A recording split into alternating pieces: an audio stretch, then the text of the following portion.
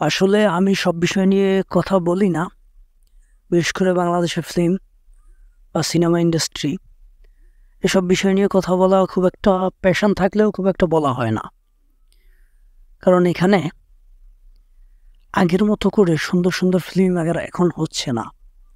একটা সময় টোটালি খুব খারাপ অবস্থা ছিল, যার কারণে এসব নিয়ে কথা বলা কোনো আগ্রহী ছিল না।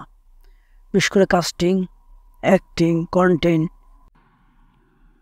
সাপোর্টিং কাস্ট সহ সব কিছুই খুব একটা দুর্বল কোয়ালিটির ছিল, যার জন্য এসব বিষয় নিয়ে কন্টেন্ট করা বা কথা বলা হতো না খুব একটা। এখন যেহেতু কয়েকটা বছর ধরে ভালো ভালো সিনেমা হচ্ছে, ভালো ভালো কাজ করার মানুষ চেষ্টা করতেছে, সেক্ষেত্রে কিছু মানুষ আছে যারা এটার বিরোধিতা করতেছে, এটার পিছনে পড়ে আছে।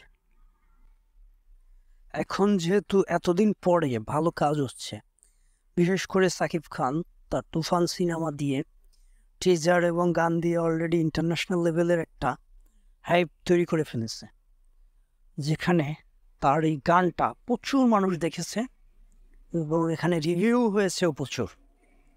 ইন্ডিয়া থেকেও রিভিউ করেছে, ইংল্যান্ড, আমেরিকা, অস্ট্রেলিয়া, বিভিন্ন দেশের ইউটিউবাররা, কন্টেন্ট ক্রিয়েটররা এই বিষয়টা নিয়ে কথা বলেছে, রিভিউ করেছে।